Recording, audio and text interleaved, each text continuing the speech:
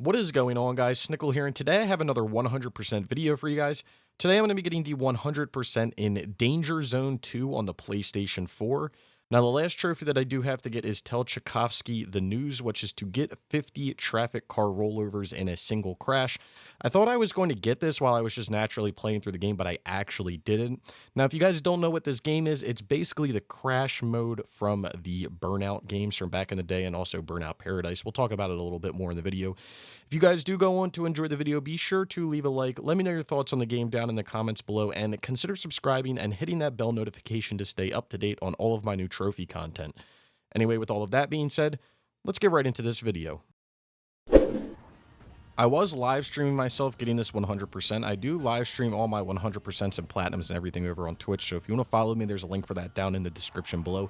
So this is Danger Zone 2, and there is a Danger Zone 1. I've made a video on it on this channel, but essentially, like I said at the beginning of the video, this game is basically the crash mode from the old Burnout games, if you remember. So what'll happen is you'll start in a location and you'll have to drive to this ending location where you'll have to essentially create this huge crash that will be worth a certain amount of money, and you need to get a certain amount of money of damage in order to get a score. And you're doing things like smash breakers and things like that in order to get more money. Now, there is something about this game that's a little different from what I can remember from Danger Zone 1, and definitely something that's different from what I can remember from Burnout. And that is, there are things that you need to do while you're leading up to the crash in this game in order to get additional money to beat challenges. So with that aspect, it makes the game a lot more enjoyable. Now, the only thing that kind of sucks about it is you have to do all of those run-up challenges in order to really have a chance of getting a platinum medal. You do need to do the run-up challenges because, as you just saw on the screen there is a trophy for completing all of the run-up challenges, so you're going to have to do it for a trophy. But just in perspective of getting the platinum medal, the platinum rating, you are going to have to essentially complete the run-up challenge because that's the only way for you to cause enough damage and get enough money in order to get that platinum rating. The other thing that you're going to have to do in order to get the platinum rating and get enough money is you are going to have to complete a grand slam, which is to collect the bronze, silver, and gold medals that are kind of, or like tokens that are going to be around the crash area, but you need to collect them in the order of bronze, silver, and gold. So when you do that, you're going to also get additional money. So between doing the Grand Slam challenge and then also doing the run-up challenge and then doing a semi-decent crash at the end, you should be able to get enough money and everything in order to get a platinum medal, regardless of kind of how you do. Unless you like completely butcher it and you drive off the highway and you really goof it up, you should be able to get the platinum challenge regardless. So what you're going to have to do for the entirety of the game is each one of the regions, you are going to have to get a platinum medal on region 1, 2, and 3 on each of the levels. And you're also going to have to complete the run-up challenge for all of them. Now, another thing that I didn't know, and I didn't get the trophy for the run-up challenge, was there is actually a run-up challenge that's in the training mode, I believe. So you will have to do the training mode in order to get all of the run-up challenges. So if you do run into that while you're playing through the game, don't think that your game is broken or anything, because that's kind of what I thought. You do need to do those trainings in order to get the last run-up challenge. So here we are. We're going for like the last random trophy in the game.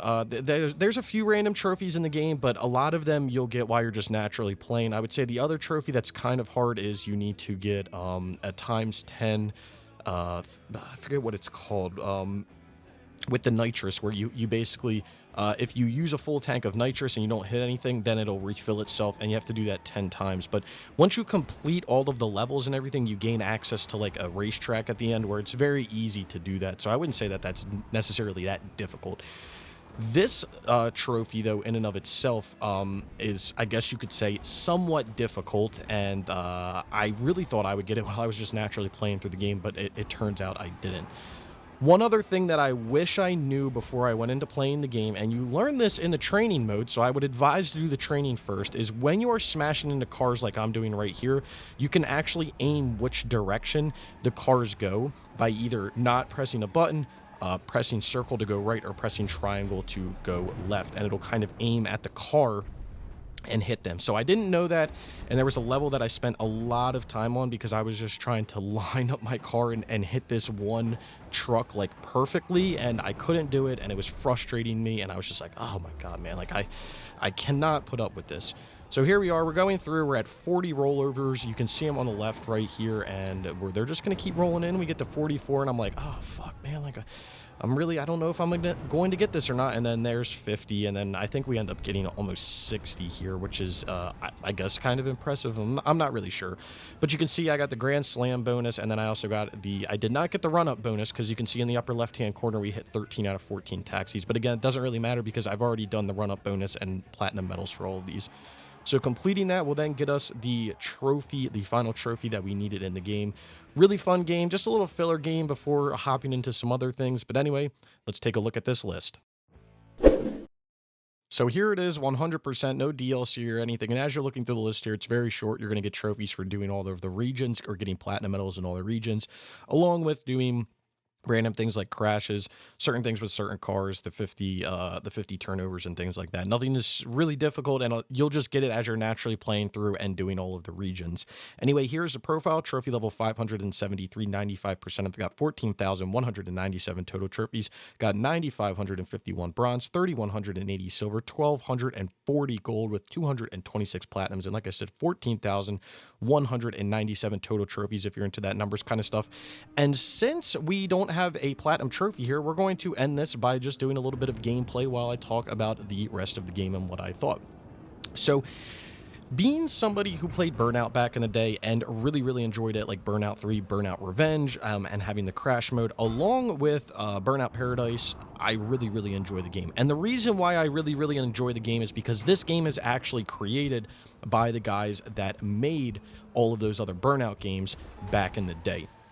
Three Field Studios made Danger Zone 1 and Danger Zone 2, along with other games like Dangerous Golf and Dangerous Driving, which I'm going to get around to at some point. But they basically took what they learned from the original Burnout games and they implemented it and created their own games. And they are a little bit lower scale. They don't really have the budget. They don't really have the soundtrack. They don't have anything. Well, they don't have a soundtrack at all. So if you're playing these, I would advise to play like the Burnout 3 or Burnout Revenge soundtrack or Burnout Paradise soundtrack as you're playing through, just to give you that little bit of nostalgia. But other than that, it gives you the feel of those games with HD graphics. It also gives you the sounds, like the menus and the sounds and everything really bring back those old Burnout days as well. So anyway, let's talk about some numbers here. So difficulty out of 10 that I'm going to get, or do I do time first? I always forget how I do this. Time it takes to get the platinum, not platinum, we're getting a 100% here. Time it takes to get the 100%. You're probably looking at between 5, or I'm going to say 6. You're probably looking at between 6 to 10 hours. Now, I picked 6 because there's 3 regions, and I would say that you could probably comfortably get through each region within 2 hours or so. The first region was pretty easy. The second region was pretty easy. And the third region, there was one map on the third region that gave me a little bit of a headache. But I would say overall, you're probably going to average around 2 hours in each region, 2 to 3 hours. So that would be 6 to 9 hours. And I'm just going to round it. So 6 to 10 hours to get the 100%. Difficulty out of 10. Now, this is a little interesting because this isn't necessarily a racing game, but with the run-up challenges and having to think about getting those Grand Slam or the Grand Slam award by going up and collecting the bronze, silver, and gold in that order and kind of having to think about everything, the game isn't going to hand you everything. You are going to have to work for it, and it's not necessarily the skill of driving a car more than just thinking and figuring out the best way of going about it. With that being said, I am going to give this a rating of a 6 out of 10 because I do feel like it is a little bit above average with the way that you are going to have to think about things. And if you aren't a huge fan of racing games, it is going to add a little bit more difficulty because the handling can be a little finicky when you're playing through. So 6 to 10 hours to get the 100%, 6 out of 10, super enjoyable game. If you guys see it on sale, I would highly recommend picking it up. And even if you don't, I would highly recommend picking up. It's a nice little fun game. You can get through it in a day, and it's just you're going to laugh the whole time that you play it. Anyway, I hope you guys did enjoy the video. If you did, be sure to leave a like. Down in the description below, you'll find links to all types of stuff, my Twitter, my Twitch, other videos like this. So if you want to go follow me on any of that stuff, I would greatly appreciate it. The game crashed. That's pretty cool. What a way to end the video. But like I said, if you guys did enjoy the video, be sure to leave a like. If you've made it this far and you haven't subscribed, well, actually, before you subscribe, let me know your thoughts on the game down in the comments below. And if you've made it this far and you haven't subscribed, consider subscribing for more trophy content like this. And I hope to see you guys around sometime soon.